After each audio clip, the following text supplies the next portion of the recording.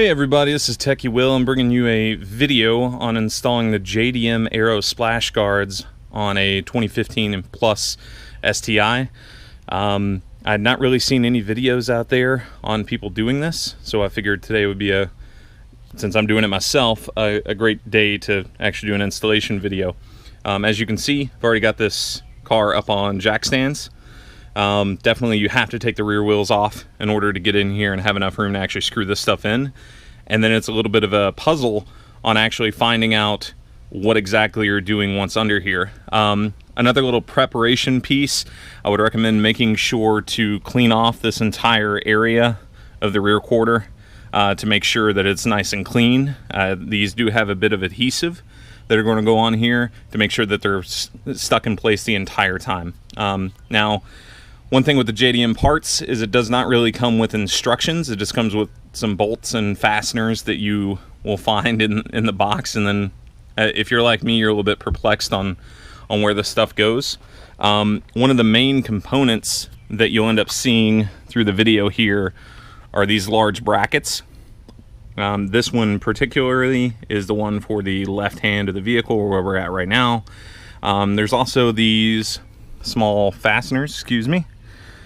Not really a whole lot of instructions of where to go, though if you look closely here, we can actually find this right next to the wheel liner here, that this will actually snap into place. So once that is snapped in, I'll try to get a little bit of a better view for you. That's what we're going to be lining up that bracket with. And then the bracket itself kind of mounts here-ish. Whoops. If I would turn it the right way. Alright, it's going to mount like this.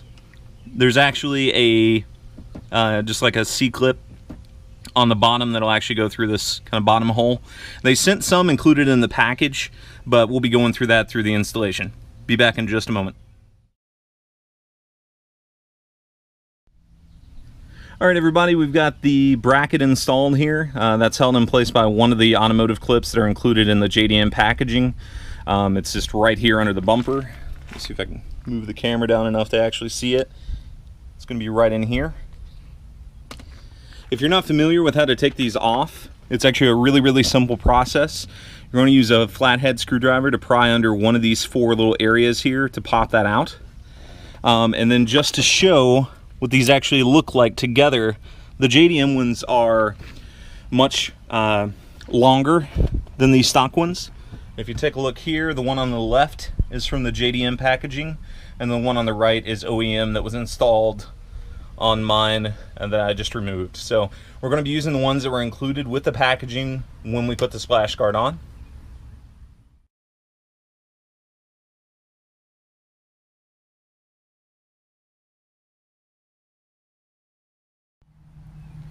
Alright, so we've essentially got step 3 done here, which was installing 2 of the bolts and 2 of the washers that were included with the packaging.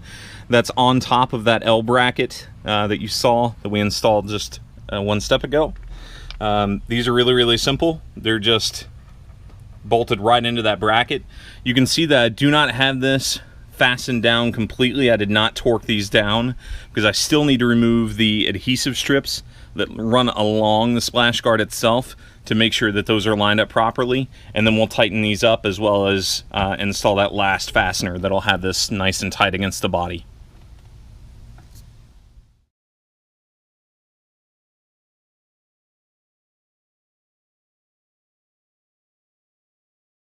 Finally, we have the installed product. You can see that it's nice and flush along the body now. These are now tightened down. There is one clip. Let me find it. Right here. And there's another clip along the back.